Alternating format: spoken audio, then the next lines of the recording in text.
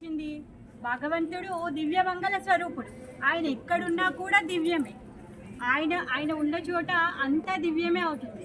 మరి కొన్ని ప్లేస్లను మాత్రమే దివ్య దేశాలు అని ఎందుకు అంటున్నారు అంటే 12 మంది ఆచార్యులు ఉన్నారు. వీళ్ళని ఆల్వార్లు అనేసి అంటారనమాట. ఈ ఆల్వార్లు ఈ భగవంతుడి యొక్క గుణగానాలు చేసినటువంటి స్థలాలు ఇవి. వాళ్ళు పాడితే, భగవంతుడి గురించి పాడితే స్వయంగా భగవంతుడే వచ్చాడు వాళ్ళ దగ్గరికి దర్శనం ఇవ్వడానికి. అందుకే ఇవి దివ్యమైన దేశాలు కాబట్టి దివ్య దేశము అనేసి అంటారనమాట. ఈ 12 మంది ఆల్వార్లు కలిసి 4000 శ్లోకాల్లో దివ్య ప్రబంధాలను చదివారనమాట, పాడారు. భగవంతుడి యొక్క గుణగణాలని పాడారు వాళ్ళు. అంటే భగవంతుడు చేసినటువంటి లీలలు, భగవంతుడు ఏ విధంగా ఆవిర్భవించారు, తను ఏ విధమైనటువంటి భక్తులతో చేసినటువంటి తన ఆదాన ప్రదానాలు ఏవైతే ఉన్నాయో వాటన్నింటి గురించి ఈ ఆల్వార్లు పాడారు. అలాంటి గొప్ప ప్రదేశాలు అన్నమాట.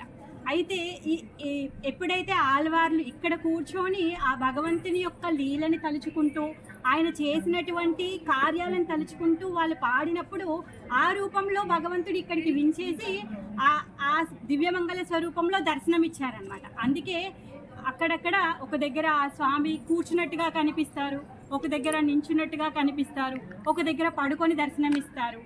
మళ్ళీ ఏంటంటే ఆ ప్రదేశంలో ఉన్నటువంటి భక్తులతో ఆ లీలలని, అంటే ఇప్పుడు మనము ఫస్ట్ గుడికి వెళ్ళాం, ఇక్కడికి తిరునిండ్రూర్. అంటే తిరునిండ్రూర్ అంటే లక్ష్మీదేవి సాక్షాత్తు నివాసం ఉన్నటువంటి స్థలము. అక్కడ లక్ష్మీదేవి కొలువు ఉన్నారు. ఫస్ట్ టెంపుల్కి మనం వెళ్ళాం. ఆ లక్ష్మీదేవి అమ్మవారి ఆశీస్సులతో మనం 95 దివ్య దేశాలు కంప్లీట్ అవ్వాలి అని వేడుకుంటూ మన యొక్క యాత్రను మనం స్టార్ట్ చేశాం. ఒకసారి వైకుంఠంలో లక్ష్మీదేవి స్వామివారి మీద అలిగారంట. అలిగి తను వచ్చేస్తే అమ్మవారి వెనుక అయ్యవారు కూడా వచ్చారనమాట. అయ్యవారు వెనుక సముద్రుడు కూడా వచ్చాడు. అయ్యో నా కూతురు ఎక్కడికి వెళ్ళిపోయింది అని చెప్పేసి తను కూడా వచ్చారనమాట. వరుణ వచ్చారు. ఆ విధంగా వచ్చేసిన తర్వాత సముద్రుడు ఇంకా వరుణ ఇద్దరు కలిసి ప్రార్థిస్తారనమాట. ఇక్కడికి వచ్చేసారు. స్వామి ఇంకా అమ్మ ఇద్దరు ఇక్కడే ఉన్నారు. మరి ఇక్కడే ఉండండి, అందరికీ దర్శనం ఇవ్వండి, మీ యొక్క దర్శనాన్ని అందరికీ సులభం చేయండి అనేసి అడుగుతారనమాట. ఆ విధంగా అమ్మవారు ఎప్పుడు అక్కడే ఉంటారు కాబట్టి అందుకే తిరునిండ్రూర్ అయిందనమాట. ఇంకా సముద్రుడు వచ్చి ననుగండ తల్లి నువ్వు ఇక్కడ ఉన్నావా అనేసి అన్నారంట. అందుకని అక్కడ అమ్మవారి పేరు ననుగండ తల్లి, అయ్యవారి పేరేమో భక్తవత్సల పెరుమాళ్. మనం ఫస్ట్ దర్శనం చేసుకున్నాం కదా, ఆయన భక్తవత్సల పెరుమాళ్. మరి ఆయన భక్తవత్సల అని పేరు ఎందుకు వచ్చింది అంటే అక్కడికి తిరుమంగయ్య ఆల్వార్ వచ్చారు. లక్ష్మీదేవి ఇంకా విష్ణు ఉన్నారు. అక్కడికి వెళ్ళి వాళ్ళ యొక్క గుణగణాలు పాడుతాను అని చెప్పేసి తిరుమంగయ్య ఆల్వారు వచ్చి అక్కడ కూర్చొని వెయిట్ చేస్తూ ఉన్నారనమాట. అయితే విష్ణు కులగలేదు పలకలేదట. అమ్మవారు వాళ్ళ బిజీలో ఉన్నారు, పాపం సెటిల్మెంట్లో ఉన్నారు. పలకకపోయేసరికి తిరుమంగయ్య ఆల్వారు కొంచెం అలిగారంట. స్వామి నన్ను పట్టించుకోలేదు అని చెప్పేసి తిరుమంగయ్య ఆల్వారు అక్కడి నుంచి బయలుదేరి వెళ్ళిపోయారనమాట. తిరుమంగయ్య ఆల్వారు అక్కడి నుంచి వెళ్ళిపోయిన తర్వాత అమ్మవారు అంటుందన్నమాట, అయ్యో అదేంటండి తిరుమంగయ్య ఆల్వారు వచ్చారు, ఆయనతో ఒక్క పాశ్రమన్నా పాడించుకోలేదు మనము, ఆయన ఇలా వెళ్ళిపోయారు, ఆయన ఒక్క పాశ్రమన్నా పాడినుంటే ఈ క్షేత్రం దివ్యంగా అయ్యేది కదా అనేసి అమ్మవారు అడిగితే సరే అని చెప్పేసి అయ్యవారు అమ్మవారి మాట మీదకి కోరిక మేరకి తిరుమంగయ్య ఆల్వారిని వెతుక్కుంటూ వెళ్ళారనమాట. అప్పటికి తిరుమంగయ్య ఆల్వారు ఎక్కడికి వెళ్ళారంటే తిరుకడల్ మలైకి వెళ్ళారు. తిరుకడై మలైలో కూర్చొని అక్కడ దివ్య ప్రబంధాన్ని, అక్కడ మంగళ శాసనాన్ని చేస్తున్నారనమాట. చేస్తూ ఉంటే అయ్యవారు అక్కడికి వెళ్ళి లేదు ఆ క్షేత్రం గురించి కూడా మీరు పాడండి, అక్కడ పాడకుండా మీరు వచ్చేసారు కదా అనేసి అంటే తిరుమంగయ్య ఆల్వారు చాలా అసలు ఎంత సంతోషపడ్డారు అంటే భగవంతుడు భక్తుడి కోసం వచ్చాడు, వెతుక్కుంటూ వచ్చాడు. అందుకే భక్తవత్సల పెరుమాళ్ అయ్యాడు అనమాట. తను అక్కడికి వచ్చిన తర్వాత స్వామి నా కోసం వచ్చారు అని చెప్పేసి పరవశం చెంది ఒక శ్లోకాన్ని పాడతారనమాట. అక్కడ కూర్చొని పాడతారు నిండ్రవూరు గురించి. పాడిన తర్వాత స్వామి అక్కడి నుంచి వచ్చి లక్ష్మీదేవికి చెప్తారనమాట, లేదు తిరుమంగయ్య ఆల్వార్ల వారు కీర్తించారు ఇప్పుడు మన గుడి గురించి. అంటే ఒక పాసురం పాడారు. అదేంటండి ఒక్కటి పాసురమా, ఇంకొకటన్నా పాడమని చెప్పాల్సింది కదా అనేసి అంటే అప్పుడు మళ్ళీ స్వామి మళ్ళీ వెళ్తే అక్కడికి వెళ్ళేసరికి అక్కడ తిరుమంగయ్య ఆల్వారు ఉండరు. ఆయన పని ఏంటి, ప్రతి చోటికి వెళ్ళి భగవంతుని కీర్తించడం ఆయన పని. ఆయనకి ఇంకో పని లేదు, భగవంతుని బాగుండాలి. ఎలా అంటే ఆయన ఇప్పుడు మనం చేసే భక్తి ఏంటి, మనం బాగుండాలని మనం చేస్తాం. కానీ ఈ ఆళ్వార్లు, ఈ ఆచార్యులు ఎవరైతే ఏమంటారు, వాళ్ళు ఉత్తమ భక్తులు ఎవరైతే ఉన్నారో, ఈ ఉత్తమ శ్రేణులు ఎవరైతే ఉన్నారో, వాళ్ళు చేసే భక్తి ఎలాంటిదంటే, నా స్వామి ఆనందంగా ఉండాలి, నా స్వామి సంతోషంగా ఉండాలి అని చెప్పేసి వాళ్ళు కోరుతూ, అంటే భగవంతుడి ప్రీత్యార్థమే వాళ్ళు చేస్తారు. ఆ విధంగా భగవంతుడి ప్రీత్యార్థం కోసం ఆయన తిరుగుతూ ఆయన అన్ని చోట్ల భగవంతుడి కీర్తనలు చేస్తూ ఉన్నాడన్నమాట. అక్కడి నుంచి వెళ్ళిపోయి తిరుక్కాన మంగైకి వెళ్ళిపోయారు. అక్కడ తిరుమంగయ్య ఆళ్వారు లేకపోతే అక్కడి నుంచి మన స్వామి భక్తవత్సల పెరుమాళ్ కాస్త తిరుక్కాన మంగైకి వెళ్తారు. అక్కడికి వెళ్ళిన తర్వాత మళ్ళీ తిరుమంగయ్య ఆళ్వారు చూసి, ఏంటి స్వామి 2 సార్లు వచ్చారు, ఒక్కసారి కాదు, ఒక్కసారి అంటే ఏదో అనుకోవచ్చు, 2వ సారి ఇప్పుడు స్వామి నా కోసం వచ్చారు అని చెప్పేసి తను మళ్ళీ ఇంకొక శ్లోకాన్ని పాడతారనమాట. ఆ విధంగా తిరునింద్రవూరికి 2 పాత్రాలు తిరుమంగయ్య ఆళ్వారు పాడతారు. అంటే భక్తుడిని వెతుక్కుంటూ భగవంతుడు వెళ్ళాడు. దేనికోసం వెళ్ళాడు? భక్తుడు ఏమనుకుంటున్నాడు, నేను భగవంతుడిని కీర్తిస్తున్నాను అనేసి అనుకుంటున్నాడు. భగవంతుడు ఏం చేశాడు, ఆయన యొక్క భక్తుడిని ఫేమస్ చేయడానికి వెళ్ళాడు. అంటే ఎప్పుడు నా సేవలో ఉండేటటువంటి నా భక్తుడు ఆయన ఫేమస్ అవ్వాలి. ఇప్పుడు భగవంతుడు ఎక్కడున్నా దివ్యమంగళ స్వరూపం, అది దివ్యధామమే. స్పెషల్గా ఇప్పుడు తిరుమంగయ్య ఆళ్వార్ల వారు కీర్తన చేయడం వల్లనే ఇప్పుడు స్వామివారు అయిపోరు, అలా కాదు కదా. ఆయన కీర్తన చేసినా చేయకున్నా స్వామియే. కాకపోతే ఆయన యొక్క భక్తుడి యొక్క కీర్తిని పెంచాలి కదా. ఆ విధంగా తను తిరుమంగయ్య ఆళ్వార్ కోసం వెళ్తారనమాట. వెళ్ళి అక్కడ ఇంకో పాసురాన్ని పాడించుకుంటారనమాట. ఆ విధంగా తను భక్తవత్సల పెరుమాళ్ అయ్యారనమాట. అక్కడ అమ్మవారి పేరు నడుగన్న తల్లి అనమాట ఆమె పేరు. ఇది తిరునింద్రవూరు స్టోరీ. మనం ఫస్ట్ దర్శనంకి వెళ్ళాం కదా, అది వీర రాఘవ పెరుమాళ్. అక్కడికి వెళ్ళిన తర్వాత మనకి దర్శనం క్లోజ్ అయితే పూజారి వారు మన మీద దయతో మళ్ళీ దర్శనాన్ని చేయించారు కదా. సో ఆయన వీర వైద్య రాఘవ పెరుమాళ్ అంటే వైద్య అని ఎందుకు వచ్చింది అంటే, అక్కడికి వెళితే భగవంతుడి యొక్క దర్శనంతో మనకున్న భవరోగాలు, శారీరక అన్ని రోగాలన్నీ పోతాయి అన్నమాట. అసలు మనకున్న పెద్ద రోగం ఏంటి? భవరోగమే. ఈ భౌతిక ప్రపంచంలో ఉండడమే పెద్ద రోగం మనకున్నది. మనం అనుకుంటున్నాము ఏదో కాళ్ళ నొప్పులు, నడుముల నొప్పులు, లేకపోతే మెడల నొప్పులు, ఏవో చిన్న చిన్న రోగాలని మనం రోగం అనుకుంటున్నాము. కానీ మనకున్న పెద్ద రోగం ఏంటంటే భవరోగం. మరి ఈ భవరోగంలో ఉన్న వాళ్ళకు ఉన్నటువంటి సమస్యలు ఏంటి అంటే జన్మ, జర, మృత్యు, వ్యాధి. ఇవి పెద్ద సమస్యలు. తల్లి గర్భంలో పుట్టడము, తర్వాత ముసలి వాళ్ళు అవ్వడము, తర్వాత చనిపోవడము, ఇంకోటి జన్మ, జర, మృత్యు, వ్యాధి రావడం. ఈ 4 పెద్ద సమస్యలు. మరి ఈ సమస్యల్లో నుంచి మనం బయటికి వెళ్ళాలి అంటే ఏం చెయ్యాలి? ఈ ఆచార్యులు చెప్తున్నారు అదే. ఎప్పుడైతే మీరు భగవంతుడి యొక్క కీర్తనలు చేస్తారో, భగవంతుడి యొక్క నామ స్మరణ చేస్తారో, అప్పుడు మీరు ఈ భవరోగం నుంచి బయటికి వెళ్తారు అనేసి చెప్తున్నారనమాట. మరి అక్కడ వీరరాఘవ స్వామి అక్కడ పడుకోనుండి తను ఏం చేస్తున్నారు అంటే, మనకి భవరోగాన్ని దాటడానికి తను నావగా ఉన్నారు. తన పాద పద్మాలను మనం ఆశ్రయిస్తే మనం ఈ భవరోగాన్ని దాటి వెళ్ళిపోతామన్నమాట. అందుకే తను తీరుబాటుగా పడుకొని ఉన్నారు. ఎందుకు పడుకొని ఉన్నారు అంటే, రండి అని ఆహ్వానిస్తున్నారు మనని. అంటే వేచి ఉన్నాను, సో మీరేమి అంటే పరుగులు తీకండి, నేను ఇక్కడ పడుకొని మీకోసం వెయిట్ చేస్తున్నాను అని చెప్పి తను పడుకొని ఉండి తను మన కోసం వెయిట్ చేస్తున్నారనమాట. దేనికోసము? మనం ఈ భౌతిక ప్రపంచంలో చాలా బిజీగా ఉన్నాము.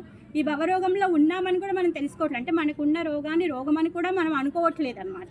అందుకే మనకున్న రోగాన్ని మనం గుర్తించి మనం ఆయన దగ్గరికి వెళ్ళాలి అంటే ఈ ఆచార్యులు అందరూ వచ్చి మనకి చెప్తారు, మీరు భవరోగంలో ఉన్నారు, సో కొంచెం మీరు మందేసుకోండి, భగవంతుడి నామ జపం చెయ్యండి, భగవంతుడి నామం అనే ట్యాబ్లెట్ వేసుకుంటే మీకు ఈ రోగం తగ్గిపోతుంది అని చెప్తారనమాట.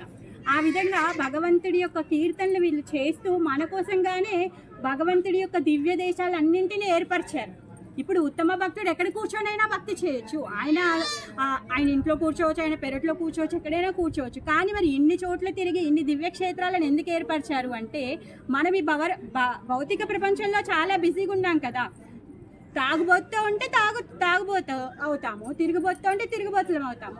అదే మీరు భగవంతుడి యొక్క దర్శనం చేసుకుంటూ ఉన్నారనుకోండి, భక్తులం అవుతాం. అందుకే మనందరి యొక్క భవరోగం తగ్గించడం కోసంగానే భగవంతుడు ఇన్ని రూపాల్లో దర్శనం ఇస్తున్నారు. ఇంతమంది ఆచార్యులు అందుకే ఇన్ని విధాలుగా కీర్తిస్తున్నారనమాట. అలా మరి వీరరాఘవ పెరుమాళ్ అక్కడికి ఎలా వచ్చారు అంటే, బద్రికాశ్రమంలో పురువ్యూర్ అనే దంపతులు ఉన్నారంట.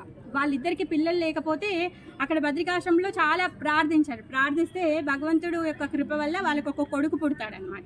వాళ్ళు ఏం చేసేవాళ్ళు అంటే శాలి యజ్ఞం చేసేవాళ్ళంట. వాళ్ళకి పిల్లలు కావాలి అని చెప్పేసి భగవంతుడి ప్రీత్యార్థం శాలి యజ్ఞాలు చేసేవాళ్ళు. అది రోజుకి 1000 సార్లు చేసేవాళ్ళంట. ఒక యజ్ఞంలో 28 శాలి గింజల్ని దానం చేస్తూ వాళ్ళు చేసేవాళ్ళంట. ఆ విధంగా భగవంతుడి యొక్క కృపతోని వాళ్ళకి శాలివాహనుడు అనే పుత్రుడు పుట్టాడు.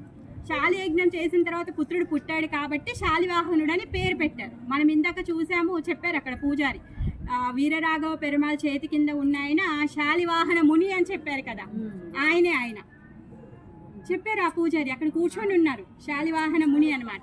అయితే ఈ శాలివాహన ముని భగవంతుడి యొక్క దివ్య దేశాలని, భగవంతుడి యొక్క క్షేత్రాలని దర్శనం చేసుకోవడం కోసమని తన అక్కడి నుంచి మొత్తము తిరుగుతూ ఇక్కడికి వచ్చారనమాట. ఇక్కడికి వచ్చిన తర్వాత ఒక ఉపవాసాన్ని చేస్తారు. ఆ ఉపవాసం ఏంటంటే సంవత్సర కాల ఉపవాసం చేశాక ఏ రోజైతే ఆ ఉపవాసాన్ని తను వదిలేయబోతున్నారో, బ్రేక్ చేయబోతున్నారో ఆ రోజు తనకి దొరికినటువంటి ప్రసాదాన్ని 4 భాగాలుగా విభజించి తన కోసం ఒక భాగాన్ని పెట్టుకొని, అతిథులకు ఒక భాగాన్ని పెట్టుకొని, అక్కడికి వచ్చిన జంతువులు అవి ఉంటాయి కదా వాళ్ళకి ఆ విధంగా ఒక భాగాన్ని పెట్టుకొని అందరికీ షేర్ చేస్తూ తను పెట్టుకున్నారనమాట. అయితే ఆ రోజు ఒక బ్రాహ్మణుడు వచ్చాడనమాట. ఆ బ్రాహ్మణుడు వచ్చి నాకు ఆకలేస్తుంది అనేసి అడుగుతాడనమాట. మరి అతిథి కోసం తను తీసినటువంటి ఏదైతే ఒక భాగం ఉందో ఆ భాగాన్ని తీసి ఆ బ్రాహ్మణుడికి ఇచ్చారు. ఆ బ్రాహ్మణుడు అది తిన్న తర్వాత లేదు నాకు సరిపోలేదు, నాకు ఆకలి ఇంకా తీరలేదు, నాకు ఇంకేమైనా ఉంటే పెట్టండి అనేసి అంటారనమాట. మరి ఇంకేం చేయాలి, తన కోసం ఏదైతే ఉంచుకున్నారో ఆ భాగాన్ని కూడా బ్రాహ్మణుడికి ఇచ్చారు, తినేస్తారనమాట. సో ఆయన ఇంకా ఆ రోజు తన ఉపవాసాన్ని విరమణ అవ్వలేదు. ఆ ఉపవాసము మళ్ళీ ఇంకొక సంవత్సరం కాలం తను చెయ్యాలనుకున్నారు. అంటే ఉద్యాపన అవ్వలేదు. సో అందుకని నేను ఇంకొక సంవత్సర కాలము ఉపవాసం చేస్తాను అనుకుని తను ఏం చేస్తారంటే ఇంకొక సంవత్సర కాలం ఉపవాసం చేస్తున్నారు. చేసిన తర్వాత నెక్స్ట్ ఇయర్ మళ్ళీ సేమ్ డే తన ఉపవాస విరమణ రోజు మళ్ళీ ప్రసాదాన్ని తను 4 భాగాలుగా విభజించుకొని ఒక భాగాన్ని అలా పెట్టుకున్నప్పుడు సేమ్ యాజ్ ఇట్ ఈజ్ మళ్ళీ బ్రాహ్మణుడు వస్తాడు. వచ్చి నాకు ఆకలిగా ఉంది అంటే మళ్ళీ అతిథి భాగాన్ని ఆ బ్రాహ్మణుడికి ఇచ్చేస్తాడు. ఇచ్చేసిన తర్వాత నాకు ఇంకా నా ఆకలి తీరలేదు అంటే తన భాగాన్ని కూడా ఇస్తాడనమాట. ఇచ్చిన తర్వాత ఇంకా ఆ రోజు ఆ బ్రాహ్మణుడు ఏమంటాడు అంటే లేదు నాకు ఇంకా ఆకలి తీరలేదు, నువ్వు వెళ్ళి నా కోసం ఏదైనా తీసుకొనిరా అనేసి అంటాడనమాట. అప్పుడు ఇతను శాలివాహనుడు ఏం చేస్తాడంటే సరే అండి నేను వెళ్ళి తీసుకొని వస్తాను అనేసి అంటారు. మరి నేను ఎక్కడ ఉండాలి, నాకు ఒక ప్లేస్ ఇవ్వు, నేను రెస్ట్ తీసుకుంటాను నువ్వు వచ్చేంత వరకు అనేసి అంటాడనమాట. అంటే వల్లూరు ఎక్కడ ఉండాలి అని అర్థం అంట. వల్లూరు అంటే ఎల్లూరు అంటే నేను ఎక్కడ ఉండాలి అని అర్థం అంట. ఆ విధంగా ఎల్లూరు కాస్త వల్లూరు అయ్యిందనమాట. రాను తిరువల్లూరు అయింది. అంటే అప్పుడు ఆ బ్రాహ్మణుడు ఏం చేస్తాడు అంటే అయ్యో స్వామి ఇంత దానికి ఏముంది, ఇంకా ఆయన ఏదైతే ఆ కుటీరంలో ఉంటున్నాడో ఆ ప్లేస్ ఇచ్చేస్తాడనమాట, మీరు ఇక్కడే ఉండండి అని చెప్పేసి. తను అలా అడ్డబొరిగిన తర్వాత తను కప్పుకునేటటువంటి ఆ మామూలు, అందుకే మనం స్వామి దర్శనం చేసుకున్నప్పుడు పట్టు వస్త్రం లేదు చూసారా, ఏదో గల్ల మామూలు వస్త్రం కప్పబడి ఉంది. ఆ విధంగా ఆయన వస్త్రాన్ని కప్పేసి తను తీసుకురావడానికి బయలుదేరుతుంటాడనమాట. బయలుదేరుతూ ఉంటే తను డిస్టర్బ్ చేయొద్దు అని ఆ వస్త్రాన్ని కప్పేసి తను అక్కడి నుంచి బయలుదేరి ఒక 2 అడుగులు వేయగానే ఆ శాలివాహన అని చెప్పి పిలుస్తాడనమాట. పిలవగానే తను వెనకకి తిరగగానే తన యొక్క నిజస్వరూప దర్శనము తనకిస్తారనమాట. ఆ విధంగా వీరరాఘవ పెరుమాళ్ దర్శనమిస్తారనమాట. అందుకే ఆయన చెయ్యి కింద శాలివాహన ముని ఉంటారు. నెక్స్ట్ ఆదిశేషు మీద పడుకొని ఉన్నారు. ఆయన తల కింద మందులు పెట్టి ఉంటుంది. ఆ భవరోగాన్ని తగ్గించడానికి వచ్చినటువంటి డాక్టర్ అనమాట. అందుకే అక్కడ ఉన్నటువంటి భగవంతుడు ఆ మందులు పెట్టి ఆయనని దర్శనం చేసుకుంటే మన భవరోగం పోతుంది అనేసి.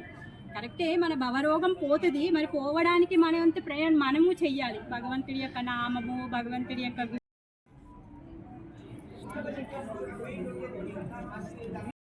చంపారంట ఆ భగవంతుడు. పాడుతూ ఉన్నారనమాట. అయితే ఆ పెరుమాళ్ చెయ్యి కూడా ఇలా పెట్టుకొని పడుకున్నారు. ఒక చెయ్యేమో ఇలా పెట్టుకున్నారు, ఇంకొక చెయ్యేమో ఇలా ఉంది. ఆయన నాభి కమలం నుంచి బ్రహ్మ వచ్చారు. సో ఆ స్వామి ఏం చేస్తున్నారంటే మనందరికీ ఆహ్వానిస్తున్నారు, ప్లీజ్ రండి రండి రండి అని మనని ఇన్వైట్ చేస్తున్నారనమాట. అలా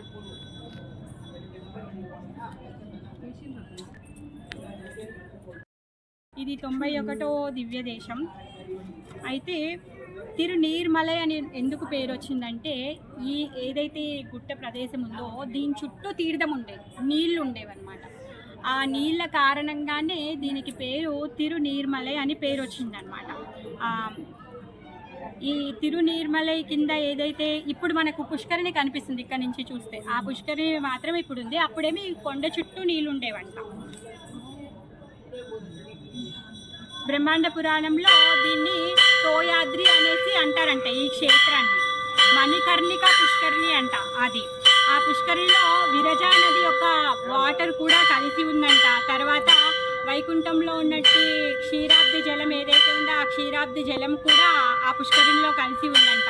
తర్వాత ఏ విధంగా అయితే హరి యొక్క పాద పద్మాలను కడిగినటువంటి నీళ్ళని శివుడు తన తల మీద పెట్టుకొని ఉన్నారో అలా ఆ గంగమ్మ కూడా ఆ పుష్కరిణిలో కలిసి ఉందన్నమాట. ఇంకా ఇక్కడ ప్రహ్లాద వరద నరసింహస్వామి యొక్క ఆనంద బాష్పాలు, ప్రహ్లాద మహారాజుని చూసినప్పుడు నరసింహస్వామి ఆనంద బాష్పాలు వస్తాయి ఆయన కళ్ళల్లో నుంచి. ఆ బాష్పాలు కూడా ఈ పుష్కరిణిలో కలిసాయంట. అంత పవిత్రమైన పుష్కరిణి అన్నమాట. ఇక్కడికి వాల్మీకి వచ్చారంట. వాల్మీకి వచ్చినప్పుడు ఈ పుష్కరిణిలో ఆచమనం చేసుకున్న తర్వాత రాముల వారిని తలుచుకుంటే సాక్షాత్ రాముడు దర్శనం ఇచ్చారు. కింద రాముల వారు నాకు తెలిసి దర్శనము, ఇప్పుడు మనము క్లోజ్ ఉందనేసి వచ్చాం కదా, అక్కడ రాముల వారు అనమాట.